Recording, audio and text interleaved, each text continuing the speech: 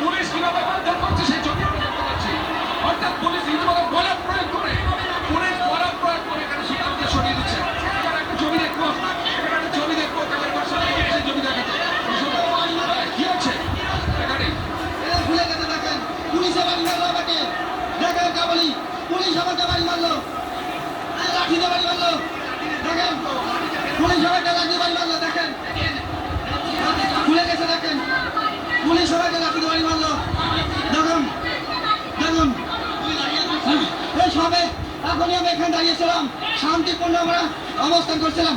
হ্যাঁ হ্যাঁ এই দেখুন ভুলে গেছে। দেখুন হ্যাঁ আমাদের অপরাধটা কি? কেন আমাদের গায়ে হাত তুলবে? আমরা পুলিশের কোনো কাজে বাধা দিইনি, আমরা শান্তিপূর্ণ অবস্থান করছি, কেন পুলিশ আমাদের গায়ে হাত তুলবে? পুলিশ মারধর করছে, এটা আমরা ছবিটা দেখতে বললাম।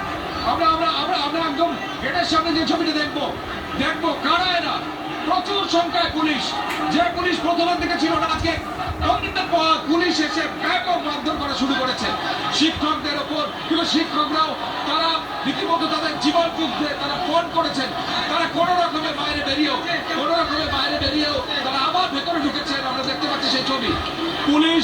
পুলিশের সঙ্গে ধস্তাধস্তি এবং পুলিশ কার্যত হাতে লাঠি নিয়ে মারধর করছে।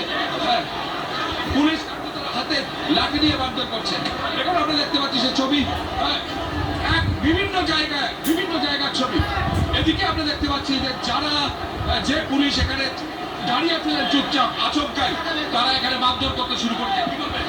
আমরা একদম শান্তিপূর্ণভাবে এখানে অবস্থান চালাচ্ছি, পুলিশ নির্বিচারে লাঠিচার্জ করছে।